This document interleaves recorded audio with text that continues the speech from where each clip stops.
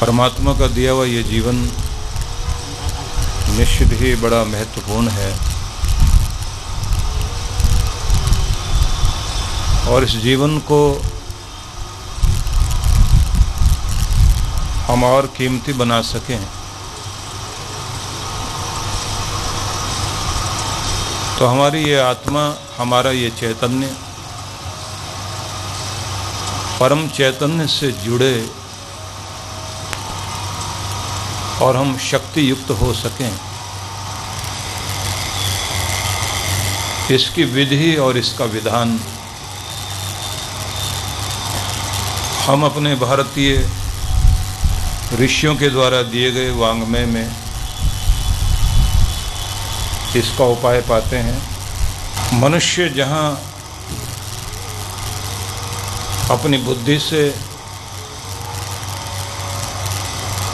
अपने तरह तरह के प्रयत्न करने के बाद जब जीवन में चोट खाता है, उसका भाग्य उसे दुख देने लगता है, उस समय इंसान भगवान की तरफ मुड़ने की कोशिश करता है,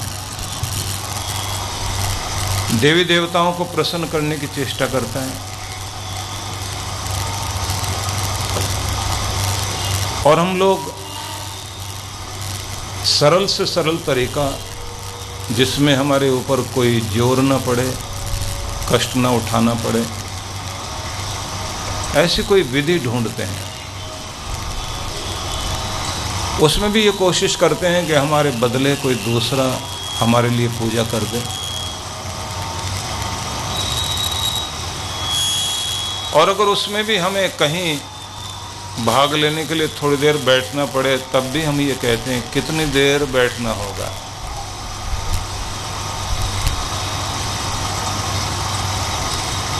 और फिर हम ये सोचते हैं कि हमें भगवान प्रसन्न हो जाए क्योंकि हम लोगों ने कोई एक विधि पूरी कर ली है या किराए के आदमी से करा ली है।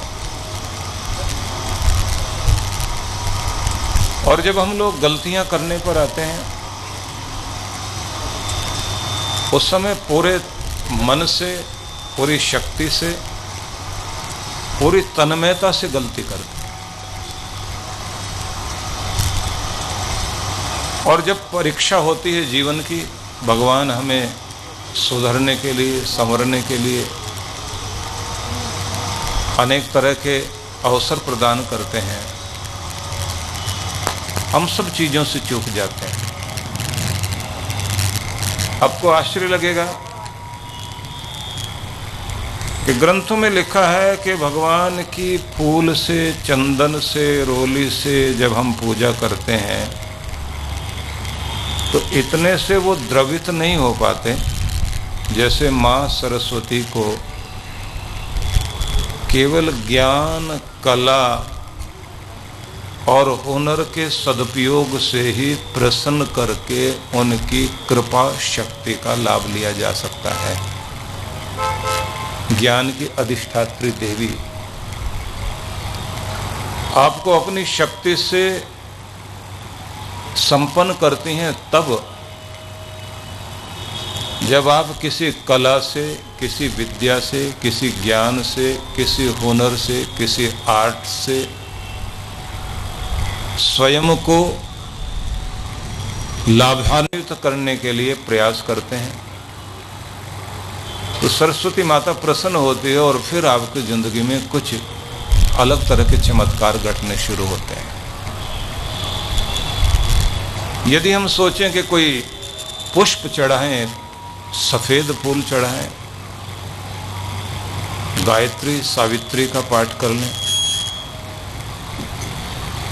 थोड़ी बहुत अनुकूलता आ जाए तो अलग बात हो सकती है, लेकिन उस शक्ति का लाभ आप तब तक नहीं ले सकते जब आप ज्ञान की दिशा में चलेंगे नहीं, कला की दिशा में चलेंगे नहीं। इसी तरह से आप सोचिए कि अगर कोई हनुमान जी को सोचता है कि प्रसन्न कर लें, मैं उदाहरण दे रहा हूँ, तो हनुमान जी को चोला चढ़ा दीजिए, हनुमान जी को लड्डू चढ़ा दीजिए, हनुमान जी की साधना करते हुए हनुमान चालीसा का पाठ कर लें, राम टेकड़ी में चले जाएं आप, अयोध्यापुरी में चले जाएं, तो ये एक बाह्य कर्मकांड हो जाएगा। लेकिन हनुमान जी को अगर प्रसन्न करना है तो प्रभु समर्पित जीवन बनाकर देखिए, जैसे वो समर्पित होकर उदाहरण प्रस्तुत करते हैं। तन समर्पित, मन समर्पित, अपना सर्वस्व भी समर्पित कर दिया। तो समर्पण से और फिर साथ में स्वामी की सेवा के, स्वामी किस चीज को चाहते हैं उसके लिए पूरी बुद्धि लगा दी, हृदय लगा दिया। तो ये प्रभु समर्पित हो जाने से हनुमान जी की कृपा मिलने लगती। आप सोचेंगे ये कृपा किस तरह काम करती है। एक बार आप भगवान की तरफ पूर्ण एकाग्रता से, तन्मयता से चलने की कोशिश कीजिए। एक क्षेत्र ऐसा आ जाएगा कि तब आपके नियम जो जबरदस्ती आपने अभी बनाए थे, फिर नियम आपको चलाने नहीं पड़ेंगे, नियम आपको पकड़ लेगा। क्योंकि तब आपके नियम को संभालने का काम भगवान करता है और तब आपके नियम अपने आप चलने लग जाते हैं। तब आपको ये मुश्किल नहीं होगी कि इतने व्यस्त जीवन में बिजी शेड्यूल है, इसके बीच से समय कैसे निकलेगा। वो अपने आप निकलवाएगा समय आपसे। तब आपको ये नहीं लगेगा कि मैं कितनी तरह की उलझनों में हूँ, ऐसे में भगवान को कैसे उसका ध्यान करूं। उन उलझनों के बीच भी, युद्ध भूमि में भी भगवान अपने लिए समय निकलवाएगा। और उस समय निकलवाने का मतलब होता है अधिक संतुलन, अधिक शांति, अधिक शक्ति, जिससे आप अपने सांसारिक जीवन में और अधिक सफल हो सकें। आप मान लीजिए दुर्गा माता को की पूजा करते हैं, भले ही कितने भी पाठ आप करें, ऐं ह्रीं क्लीं चामुंडाई विच्चे, सारे रूप उनके याद करें। जयंती मंगला काली, भद्रकाली, कपालिनी, दुर्गा, क्षमा, शिवा, धात्री, स्वाहा, सुधा, नमोस्तुते। कितना भी हाथ जोड़कर कहें, शरणागत दीनार्थ परित्राण परायणे सर्वस्य आरती हरे देवी नारायणी नमोस्तुते। शरणागत का त्राण करने का कार्य करने वाली है करुणामयी, मैं आपकी शरण में हूँ, मंत्रार्थ करते हुए आप भावना बनाएं।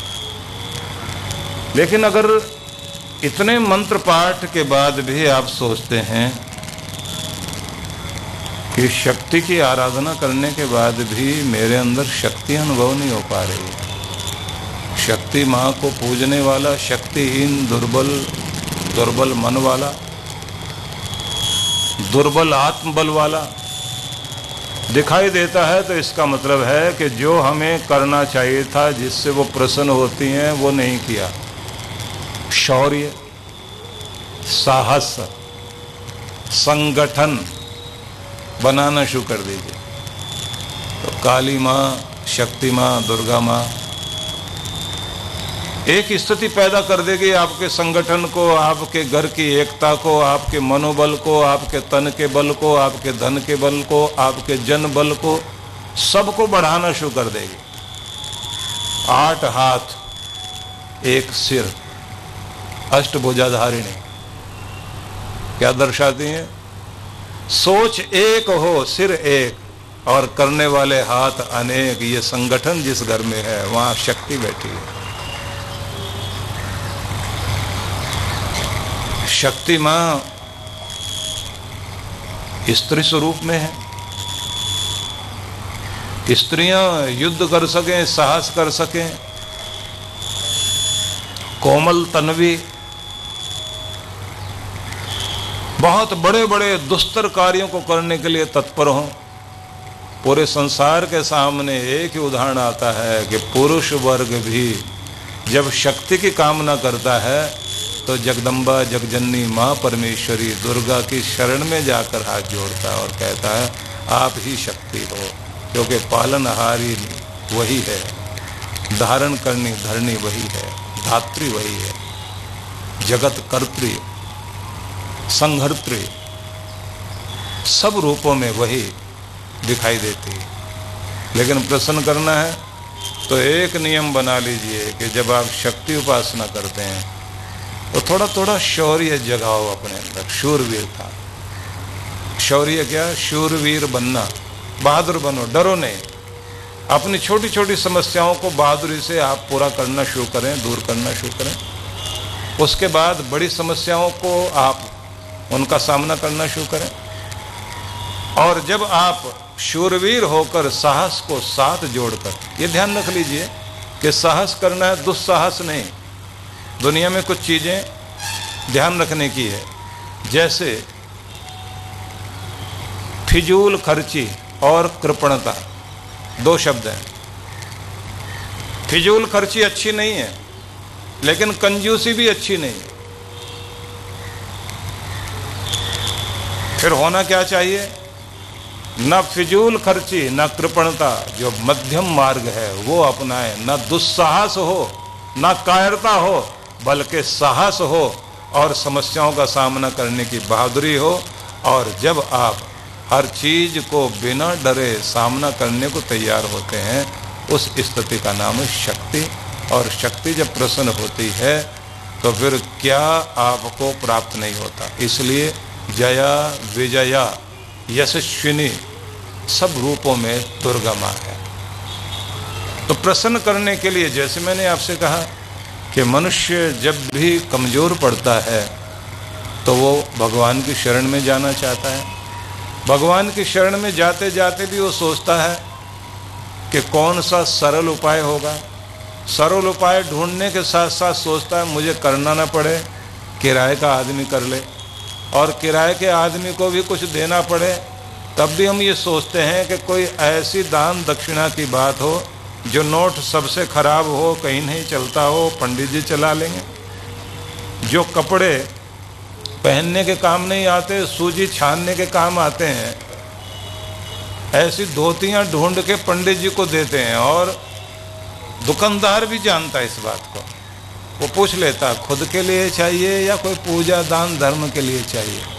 तो जैसे आप कहते हैं महाराज पंडित जी को देना है, तो फिर उसके बाद वो भी जो माल उसका 10 साल से नहीं बिका हो वो ढूंढ के लेकर आएगा।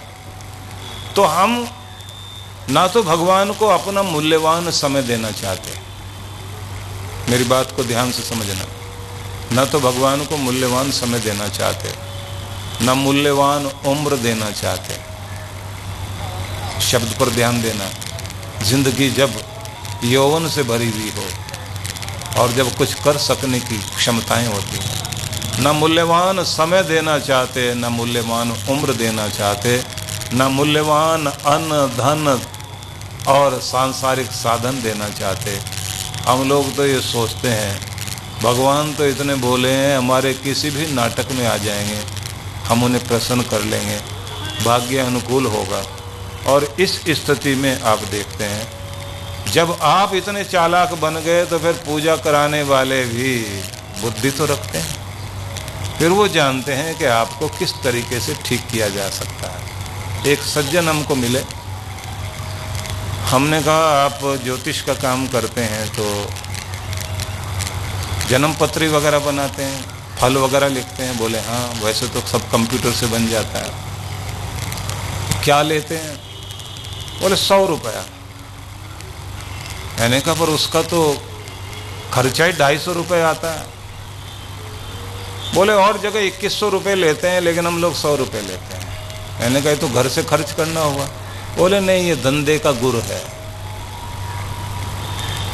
ये तकनीकी है हमारी। जब वो आएगा तो उसके बाद हम लोग उसको बताएंगे ये यंत्र चाहिए, ये तंत्र चाहिए, ये विधि चाहिए। फिर हम उसमें बताएंगे इसमें जो है ना, यंत्र तो मार्केट से लेके आ जाओ, लेकिन हम इसमें जो स्टोन लगाएंगे, जो ऊर्जा को खींचेंगे, वो 40,000 के हैं। हम लोग थोक में मंगाते हैं, 21,000 में मिल जाएंगे, नहीं तो मार्केट में भटको। तो हमने उनको जो है 250 रुपये का जो था, जो हमारी लागत लग रही थी, उसमें से 500 और जोड़ लीजिए, जो यंत्र वंत्र बनाए 1000 लगा लीजिए।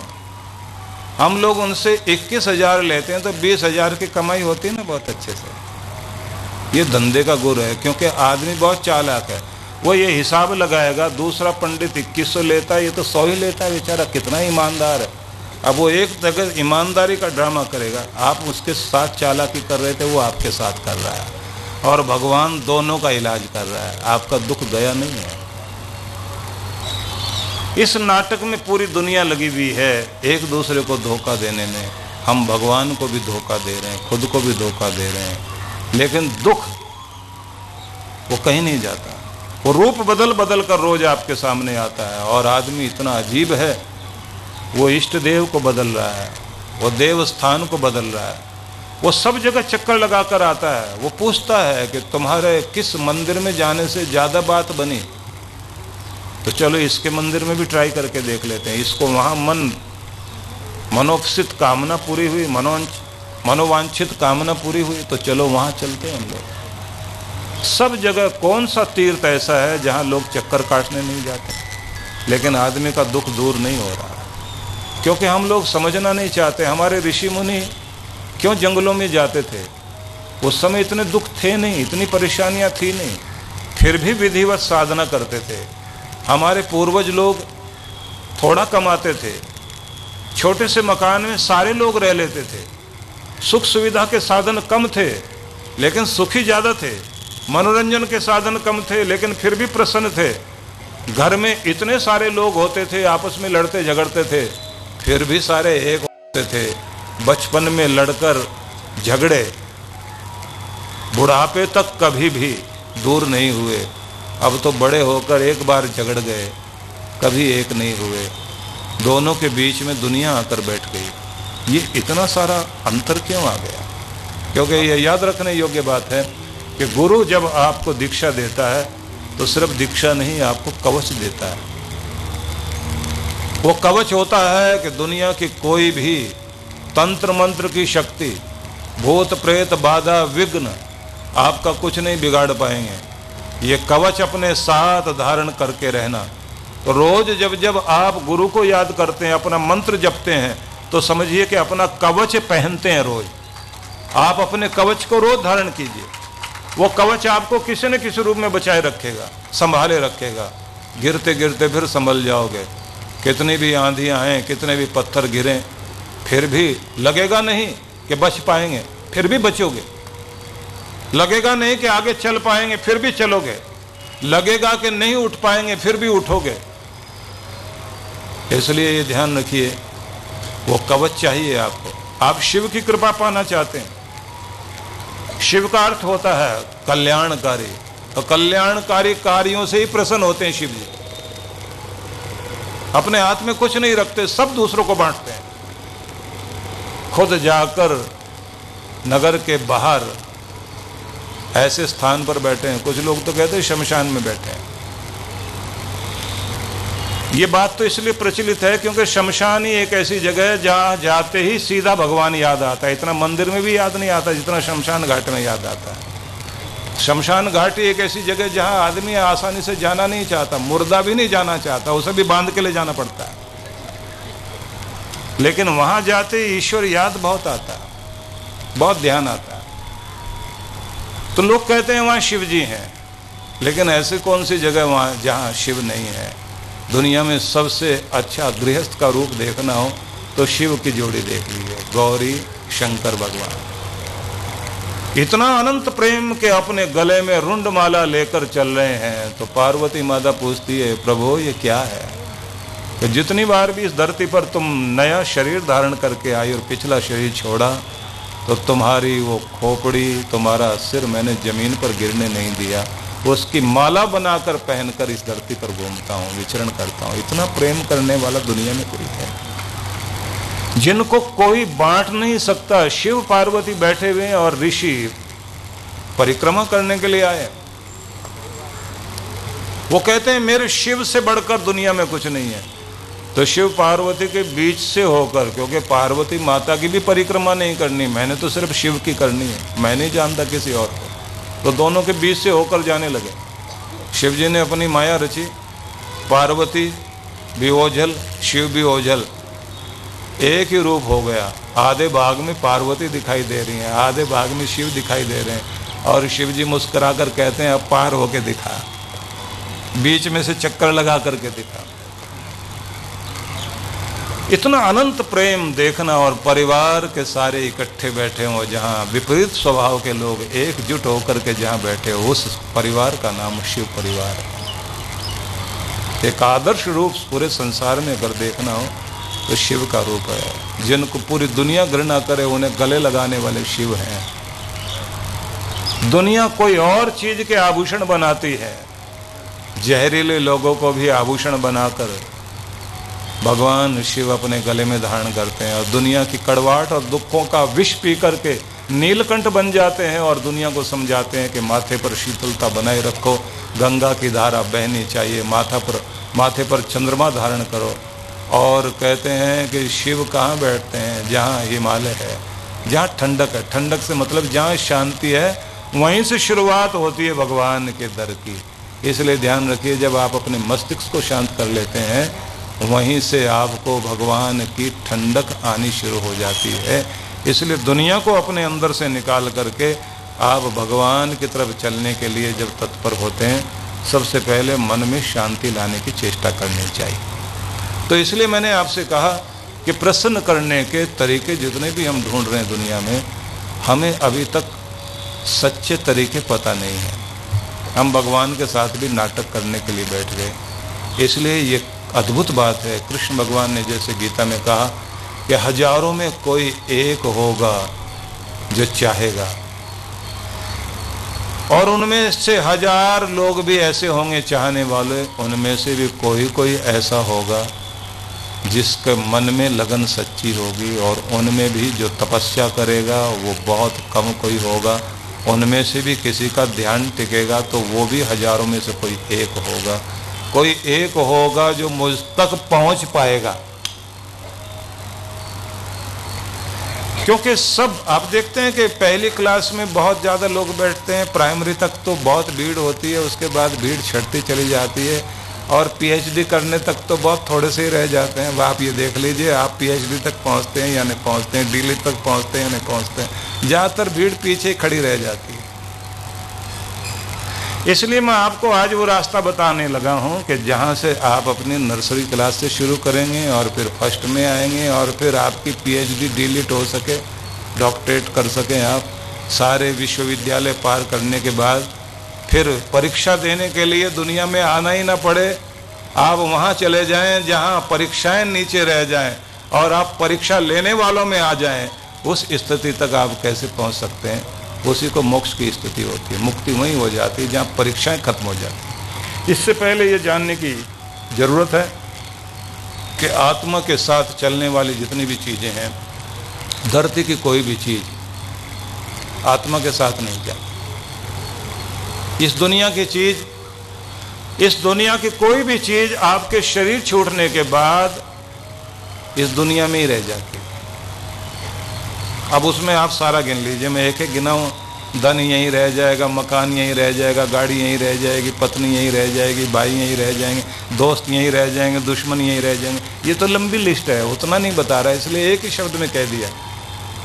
इस धरती से बना हुआ तन भी, या 5 तत्वों से तन बना, जो भी धरती इस दुनिया में आकर पाया वो दुनिया की चीज दुनिया में रह जाएगी। दुनिया के मालिक के पास आपका चैतन्य जाएगा और जाएंगे आपके अच्छे बुरे कर्म। लेकिन विचार करना, मैं जल्दी जल्दी बोल रहा हूँ, आपको ताली बजाने का मौका नहीं दे रहा हूँ। शरीर का वजन आपके पैर ही उठाते हैं, कोई और तो नहीं उठाएगा। भोजन पचाने के लिए आपकी अपनी पाचन शक्ति ही काम आएगी, आपका पेट ही काम आएगा, कोई और आपके लिए जो है इसको संभालेगा नहीं। पाचन बिगड़ गया तो आपका भोजन किसी काम का नहीं है, आपका बोझ आपके पाँव उठाएंगे। और ये भी बात ध्यान रख लीजिए कि पेट का काम पाँव तो करने वाले नहीं हैं, और ये भी कि पढ़ाई करके विद्या आपको ही प्राप्त होगी तो आपके बदले कोई दूसरा पढ़ ले मुन्ना भाई बन जाए, ऐसा नहीं होता है। यहाँ बात को जल्दी जल्दी समझते चले जाइए। और ये भी देख लीजिए कि अपने पुण्यों से आपको ही सुख मिलेगा। जिसे सुखद और आनंदमय संसार में रहना है तो उसे उसका निर्माण स्वयं ही करना होगा। बस ये पंक्ति याद रखने वाली है। दोबारा दोहरा दे, पूरा नहीं, आखिरी वाली पंक्ति सुनाता हूं। जिसे सुखद आनंदमय संसार में रहने की इच्छा है, उसे अपना सुखद और आनंदमय संसार स्वयं ही निर्माण करना पड़ेगा। उसे बनाने के लिए कोई और नहीं आएगा। सुखद परिवार चाहते हो तो उसकी कल्पना करो, आप खुद निर्माण करो। आप एक सुखद वातावरण अपने ऑफिस में चाहते हैं तो उसके लिए आपको खुद कोशिश करनी होगी। आप एक सुखद और आनंद में जीवन जीना चाहते हैं तो उसके लिए आप खुद कोशिश करनी होगी। जैसे ही आप कोशिश ईमानदारी से करते हुए आगे बढ़ेंगे तो उसके बाद देव शक्तियाँ काम करना शुरू कर देंगी। फिर वो आपका आनंद बढ़ना शुरू हो जाएगा, आपका सुख और बढ़ना शुरू हो जाएगा। इसलिए ईमानदार कोशिश आप जरूर कीजिए। इसे ध्यान से याद कर लेना, क्योंकि जो मैं आपको कह रहा हूँ लंबी चौड़ी व्याख्या करके नहीं कह रहा हूँ। आज का युग थोड़ा बदल गया है। अब आजकल मैच जो है वो 4 दिन नहीं चलता, अब 20-20 वाले मैच चलते हैं। 2-3 घंटे में ही आपको सारा अपना खेल भी देखना है। अब तो यहाँ तक हो गया कि पिक्चर भी 3 घंटे की नहीं है, थोड़ी देर में पूरी की पूरी हो सके, आदमी मनोरंजन कर सके। अब के बड़े बड़े एपिसोड भी जो है वो 20 मिनट आधे घंटे, इससे आगे जाने नहीं देते। आदमी के पास समय कम है। अब बैठ जाए आदमी को कहे 11 दिन कथा सुनाएंगे, आपको 9 दिन कथा सुनाएंगे, 3 घंटे तक 4 घंटे तक बैठिए। आदमी कहेगा महाराज सूत्र में, आप सार में सीधी सीधी बात बताइए, ज्ञान क्या है, पाना कैसे है, चलना कैसे, फायदा क्या होगा और अपनाया कैसे जाए। इसलिए मैं वो 20-20 मैच वाली बात से ही अपनी चर्चा कर रहा हूँ। मैं कोई लंबी चौड़ी बात नहीं कर रहा हूँ। इस युग के अनुरूप अगर आपने सुनना है, समझना है तो वो चीज़ आपको देना चाहता हूँ। बाकी जो खाली समय में बैठे हुए हैं, जिनके पास बेचारों की फुर्सत बहुत है, उन्हें कहीं न कहीं बैठ कर के सतवचन महाराज कहना ही है, तो वो कथा एक अलग है। उस सतवचन वाली कथा में फिर ये कहा जाता है कि कुछ भी बोल दीजिए आप, बड़ी श्रद्धा से आदमी कहेगा महाराज वो युग ही ऐसा था 5000 साल पहले का। भीम जी महाराज ने हाथी की पूंछ पकड़ी, गोल गोल घुमाया और ऊपर आसमान में फेंका। कितने लोग ऊपर तक चला गया। आज 5000 साल बीत गए, महाराज हाथी नीचे नहीं आया। सतवचन महाराज। फिर साथ साथ में उससे भजन गाए जाते हैं, फिर कलाकार बैठाए जाते हैं, वो बाजे पर वैसी ट्यून बजाते हैं। फिर कुछ ऐसे भी ट्रेंड लोग होते हैं, वो ऐसे ठुमकते हैं ढंग से, फिर दूसरे भी ठुमकते हैं। फिर जो ताली नहीं बजाए उसका तो सारे के सारे पाप उसी के सिर पे रह जाते हैं। और फिर ऐसी कथा सुनने के लिए हनुमान जी भी आते हैं, क्योंकि अगर हनुमान जी का प्रभाव नहीं छोड़ा जाएगा तो भक्त जो है प्रेम से सुनेगा नहीं। इसका परिणाम क्या हो रहा है? आपकी नई पीढ़ी छोड़ के भाग रही है आपसे। उसने मना कर दिया कि ये बात आप तक ठीक है, हम तक नहीं चलेगी। ये आपका ज्ञान आप तक के लिए तो ठीक है, नई पीढ़ी नए ढंग से चल पड़ी, आपसे विपरीत हो गई, आपकी संस्कृति से विपरीत हो गई। आपका इतना बड़ा ज्ञान, अद्भुत ज्ञान, इतने सारे ग्रंथ आपके। अभी एक सज्जन हमें मिले, बहुत बड़े विद्वान हैं, बोले मैं जर्मनी में गया तो मैं वहाँ इंग्लिश में बात करूँ, वो संस्कृत में बात करें। वो बोले या तो आप हमारी भाषा बोलिए, नहीं तो हम आपकी बोलते हैं। उन्होंने इस तरह के प्रश्न किए, इतनी अच्छी रिसर्च कर रहे हैं। हम लोग अपनी चीज़ों से दूर।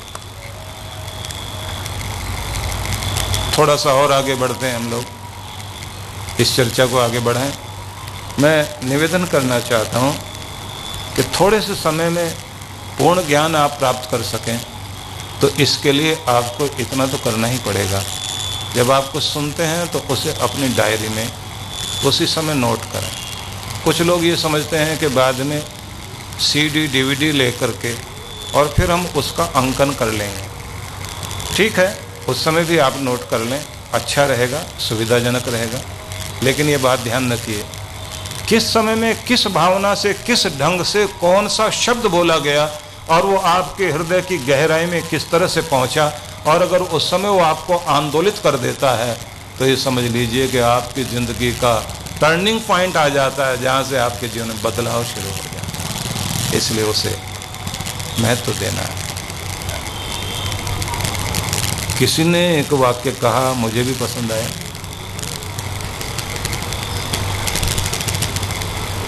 कि मेहनत इतनी खामोशी से करो कि सफलता अपने आप शोर मचाने लग जाए। तुम्हें शोर मचाने की जरूरत ही ना पड़े, तो करे तो सही।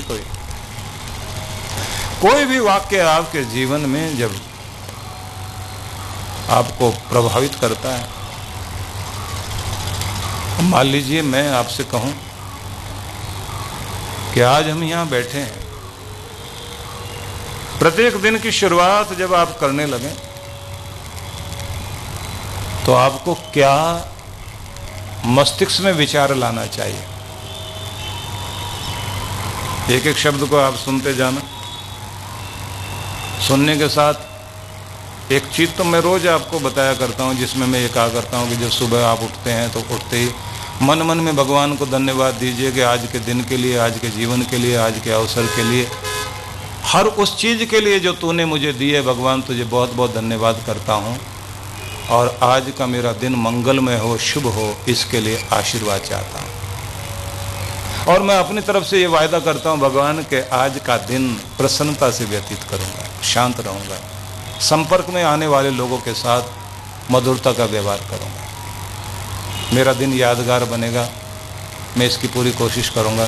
तो मेरे अंग संग चलना, मेरे साथ चलना, और जब शाम को घर लौटूं तो शांति और प्रसन्नता लेकर के अपने घर में प्रवेश करूं। मैं इस बात को बहुत बार बार कहता हूं कि सुबह उठ करके ये कहना जरूर शुरू कर दीजिए, और शाम को मैं कहता हूं कि जैसे ही आप सोने लग जाएं तो समर्पण कर दें। जैसी बुद्धि, जैसी समझ, जैसी अक्ल, जैसा हो पाया मैंने आज का दिन व्यतीत किया। भगवान कुछ गलतियां रह गई, उसके लिए क्षमा याचना करता हूँ। कल का स्वर्णिम दिन अगर फिर भाग्य में आप देते हैं तो सुबह प्रणाम करने के लिए उपस्थित होऊंगा, और इस दिन को, आने वाले समय को और अच्छा यादगार बना सकूं, उसकी कोशिश करूंगा।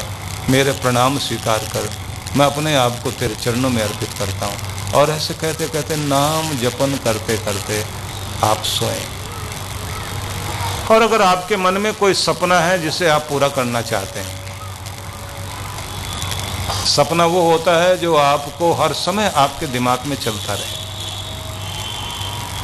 जिसकी फिल्म चलती हो आपके मस्तिष्क में, ये मुझे मिल रहा है, ये मैं हो रहा हूँ, ये लोगों की प्रतिक्रिया मिल रही है, ये हो जाने के बाद वो एक चीज़ आप मस्तिष्क में घुमाते रहें।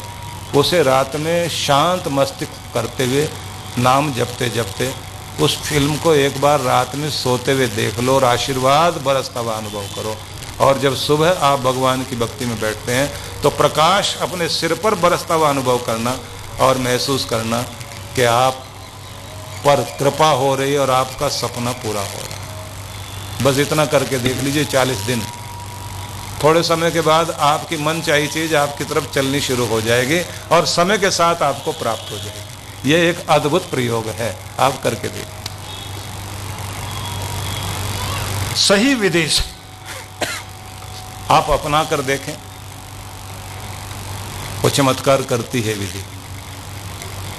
और यदि आप थोड़ी देर के लिए कोई मंत्र जाप करके बैठ जाते हैं और सोचते हैं इतना कर लेने से प्रभु प्रसन्न हो जाएंगे, तो इतने से कुछ नहीं होने वाला। एक खास समय होता है जिस जगह पर, जिस तापमान पर जाकर वो धातु पिघलती है। लोहे की अपनी एक डिग्री है, वो 1000 डिग्री पर, या तांबा 1500 डिग्री पर। हर एक का अपना अपना एक समय है। अगर पानी 100 डिग्री पर जाकर उबलता है, भाप बनना शुरू होता है, तो आप उसको हाथ जोड़ के ये नहीं कह सकते कि मेरे लिए 98 डिग्री पे ही हो जाना, मैं तो जल देवता की उपासना करता हूँ। वो ये कह देगा कि ये अपनी प्रार्थना अपने पास रखिए, आप अपना कर्म पूरा कीजिए, मैं अपना कर्म पूरा करता हूँ। आप अपनी विधि निभा करके देखिए सच्चे ढंग से, मालिक दया करने में कसर नहीं छोड़ेगा, इसमें कोई संदेह नहीं। और अगर आप अपना कर्म पूरा नहीं करते और आप कहते हैं बस प्रार्थना से ही बात बना देना, तो इसलिए ये जो नियम है प्रकृति के वो उसी तरह से काम करें। हाँ, एक बात याद रखनी है, कुछ चीजें पाकर भी हम खो देते हैं। वहां कहा जाता दुर्भाग्य सामने आ गया। कहते हैं कि विभिन्न सिद्धियां संयम से प्राप्त होती हैं, तप से प्राप्त होती हैं, कृपा से प्राप्त होती हैं, लगातार के प्रयत्न से प्राप्त होती हैं, लेकिन असंयम से, लापरवाही से खो जाती हैं। तुम किसी शिखर तक पहुंच गए, ये तुम्हारा कर्म था, तुम्हारा भाग्य था, लेकिन शिखर तक पहुंचना आसान है, टिके रहना बड़ा मुश्किल है। सौभाग्य को बनाए रखना बहुत मुश्किल काम है। अगर आप अपने सौभाग्य को बनाए रखना चाहते हैं, अवसर मिल गया आपको और उस अवसर को आप टिकाए रखना चाहते हैं, तो कहते हैं कि यहाँ अपने आप को कमजोर मत होने देना। मैं आपको उदाहरण देता हूँ। कीचक, पांडवों के समय में, ये महाभारत में कीचक का वर्णन आता है, जो शक्तिशाली सेनापति था, मारा गया असंयम के कारण। कथा याद होगी आपको, सार बता देता। संयम न होने के कारण कीचक मारा गया। महान शक्तिशाली राजा के बाद में उसी का स्थान था, बल्कि राजा भी उसके पीछे पीछे घूमता था। भीम ने उसको मारा इसलिए क्योंकि उस द्रौपदी के साथ अपमानित व्यवहार किया उसने। शूर्पणखा नाक कटवा बैठी असंयम के कारण। सुंद उपसुंद की कथा आप लोग सुनते हैं कि शक्तिमान ने उसका वध किया दोनों का असंयम के कारण। नहुष, ये पुरानी कथा बता रहा हूँ मैं, जो कथाएं जो है ना बहुत लंबी करके सुनाई जाती है ना, जिनको कहने में 1 घंटा लगेगा, उन कथा का सार बता रहा हूँ। इन कथाओं को पूरा वर्णन करो, उसके बाद में फिर ये पॉइंट आके बताओ, तो वो मैं पहले ही बता रहा हूँ आपको, बस आप सुनते जाइए और मस्तिष्क को वहाँ ले जाते जाएं। नहुष बहुत बड़े राजा थे, जिन्होंने अपने पुण्यों के कारण स्वर्ग प्राप्त किया। नहुष की कथा बहुत अच्छे से सुनाई जाती है। जब पुराणों की कथाएं, भागवत कथा जब चलती है, भागवत महापुराण की, तो नहुष की कथा कही जाती है, जिससे स्वर्ग मिला और स्वर्ग में इंद्रासन प्राप्त हो गया। मतलब इंद्र की गद्दी प्राप्त हो गई, देवताओं के भी राजा बन गए नहुष। अब पद तो मिल गया, अब टिके रहना आसान बात तो नहीं। अब उसके बाद में उन्होंने कहा कि अब मैं राजा बन गया हूँ, इंद्र बन गया हूँ, तो इंद्राणी मेरी पत्नी होनी चाहिए। इंद्राणी से जैसे ही संदेश भिजवाया तो उनको समझ में आ गया इसकी बुद्धि खराब हो गई, इसको पद मिलने के बाद दिमाग घूम गया है। तो उसने कहा कि ठीक है, आप एक काम कीजिए, सज धज के आइए। कथा थोड़ी सी फैला दी, क्योंकि अगर सार बता देता तो आप उस बात को उस तरह से नहीं समझ पाते। हालांकि बड़ा करके कहें तो आधा घंटा लगेगा, तो मैं वहीं चलता हूँ। उन्होंने कहा सज धज कर आइए, स्नान करके आइए, पालकी में सवार होकर आइए, और पालकी उठाने वाले भी साधारण आदमी नहीं होने चाहिए, ऋषि मुनि होने चाहिए, और उसके बाद आप यहाँ आइए, फिर आपका स्वागत होगा। क्योंकि इंद्राणी जानती थी कि एक बार ये पुण्यों का क्षय हो जाए, नीचे गिरने में देर नहीं लगेगी। अब ये इसके बुद्धि विवेक के ऊपर है, ये अपने पुण्यों का नाश करता है, अपने पुण्यों को संभालता है, ये आशीर्वाद पाता है या आशीर्वाद देने वालों को सताकर उनसे अभिशाप पाएगा, ये इसकी बुद्धि पर है। ये ध्यान रख लेना चाहिए। जब आप किसी सफलता पर पहुंचते हैं, किसी ऊंचाई पर पहुंचते हैं, अपने बड़ों को और पूज्य जनों को उनका कभी निरादर मत कर देना, क्योंकि उनके आशीर्वादों के कारण आप ऊंचाई तक पहुंचे हैं। और अगर वहां गलती कर बैठे तो स्थितियां क्या होती हैं। हालांकि मैं पुराणों की इस तरह की कथाएं नहीं सुनाया करता, सुनाता हूं तो बहुत सार में सुनाता हूं। फिर भी ये कथा इसलिए सुना रहा हूं क्योंकि ये इतिहास से संबंधित है। तो कहा जाता है कि उसके बाद इन्होंने ऋषियों को बुला लिया।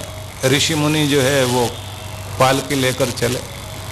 अब इन्होंने क्योंकि बैठे हुए असंयम में है, व्याकुलता में है, तो उनको कह रहे हैं जल्दी जल्दी चलो। तो एक ऋषि के चलने में थोड़ी गड़बड़ हो गई, बेचारे को ठोकर लग गई, पालकी हिल गई और इन्होंने जो है उल्टा बोल दिया। और उसके बाद ऋषि के मुख से शाप निकल गया कि हमको अपमानित करने वाले तेरा स्वर्ग से पतन होगा, तो नीचे गिरेगा। और जैसे ही शाप लगा, कहते हैं वो नीचे गिरा और इस धरती पर पागलों की तरह घूमने लगा रोता हुआ। तब उसे बहुत दर्द हुआ। कारण गरीब को चोट लग जाए उतना दर्द नहीं होता, अमीर होकर गरीब हो जाए, ऊंचाई पर पहुंचने के बाद नीचे आ जाए आदमी और उस समय कोई उसे अपमानित करे। आप सोचिए, मैं एक उदाहरण देता हूं आपको, थोड़ा सा मार्मिक बात भी हो जाए। जितने रुपए हाथ में लेकर मां अपने बच्चे के सिर पर वार वार के दान कर देती थी रोज, उतने पैसे बुढ़ापे में देते हुए जब बच्चे का हाथ कांपता है मां को, पिता को देते हुए और चार सुनाता है, तब उन माँ बाप के कलेजे पर क्या चोट लगती होगी और क्या बीतती होगी उनके ऊपर, इसकी कल्पना आप नहीं कर सकते। कोई बूढ़ा माँ बाप ही कर सकता है। और उस स्थिति को वही सोच सकता है जो जानता है कि माँ बाप क्या होते हैं और उनका दिल क्या होता है अपने बच्चों के लिए। देखते नहीं कि इतने रुपए दे रहे हैं, मेरे बच्चे के ऊपर मैं सब कुछ वार सकता हूँ, लेकिन ये बात एक बच्चा नहीं सोच सकता कि अपने माता पिता के ऊपर भी कुछ वार के डाला जा सकता है। हाँ, वो अकेले बैठकर सोचेंगे, बेटा आज जो तू ये 2 पैसे का हिसाब कर रहा है, तेरी माँ ने कभी तेरे ऊपर इतने पैसे वार करके भिखारी को देते हुए भी कभी नहीं सोचा। आज हम कमा नहीं सकते, हमारे पास है नहीं, इसलिए दिन देखने पड़ रहे हैं। ये मार्मिकता है। और ऐसी मार्मिक चीज पर मुझे ध्यान इसलिए दिलाना पड़ता है, हम जागें। मैं इसलिए कहा करता हूं कि ऐसी स्थिति मत आने देना कभी भी कि अपने बच्चों के आगे भी हाथ फैलाना पड़े। जिस शान से बहादुरी से जिंदगी जी है, उसी तरह से आखिरी तक, बुढ़ापे तक अपना जीवन जियो। किसी के आगे हाथ फैलाने की जरूरत नहीं है। अपने बच्चों को सब कुछ दे देना, लेकिन इतना रखो अपने पास कि शान से जिंदगी चल सके, क्योंकि पैसे की जगह पैसा ही लेगा, कोई और लेने वाला नहीं है। देने की बारी जब आती है तो हिम्मत किसी की नहीं हो पाती। आदमी 50 बार बहाने करता। आदमी कितना अजीब है, किसी से उधार भी ले ले और जब उसका लौटाना पड़ता है तो 100 रुपए भी लौटाने पड़ेंगे तो उसके भी 4 हिस्से कर करके चक्कर लगवा करके देगा, एक मुश्त रकम देगा ही नहीं। सोचता दे देंगे, पूरा ही तो करने हैं। आदत नहीं है देने की। इसलिए जो मैं ये कहा करता हूं कि संस्कृति और विकृति और प्रकृति में अंतर यही तो है। खुद खा लेना ही तो प्रकृति है। छीन के खाना विकृति है, अपना हिस्सा देकर दूसरे का पेट पाल कर प्रसन्न होना, इसका नाम संस्कृति है। ये देव संस्कृति है, ये भारत की संस्कृति है। इसी को हम सम्मान देते आए हैं। तो किसी अमीरी को प्राप्त करने के बाद फिर जब आदमी गरीबी में जाता है तो उसका दर्द बड़ा भयंकर होता है।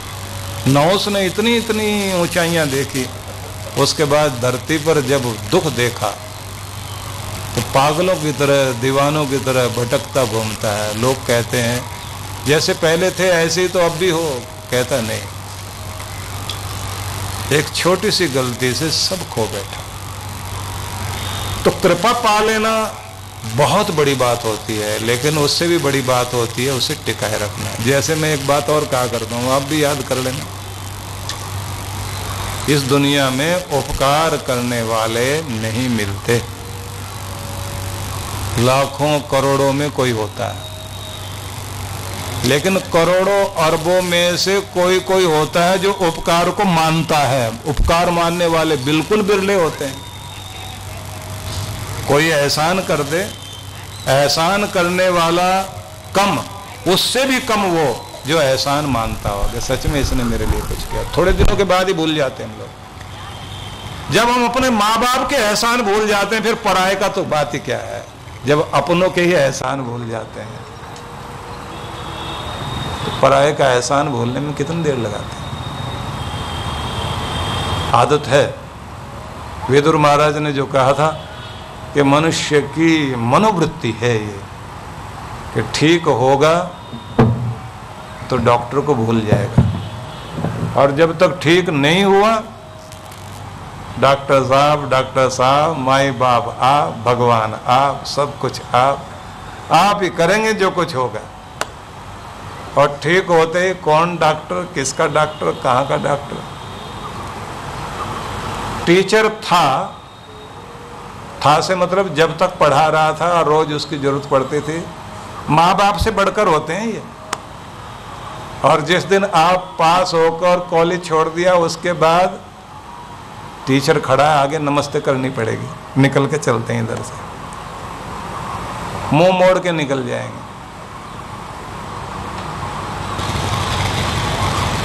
तो पढ़ने के बाद टीचर को, ठीक होने के बाद डॉक्टर को, और शादी हो जाने के बाद माँ बाप को बच्चे बहुत आसानी से भूलने लगते हैं। उनके किए हुए एहसानों को भूलने लग जाते हैं। विस्मृति वाली आदतें हमको बहुत हैं। लेकिन फिर भी मैं आपसे कहना चाहता हूँ, अपना बोझ अपने पैर ही उठाएंगे, कोई और नहीं उठाएगा।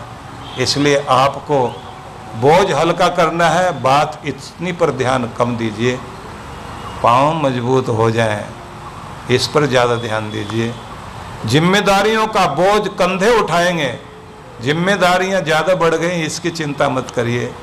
कंधे मजबूत करो कि ये बोझ उठा सकें, कितने भी आए, चिंता इस बात की मत करना, उलझने बहुत हैं। इसके लिए प्रार्थना करना कि बुद्धि बहुत कुशल और कुशाग्र हो जाए, जो सुलझा सके उलझनों को, उसका आशीर्वाद मिल जाए तो कितने भी उलझने क्यों ना आए, कैसी भी क्यों ना आए, चाबी आपके हाथ में आ गई, ताला अपने आप खुलेगा। इसी की प्रार्थना करनी चाहिए।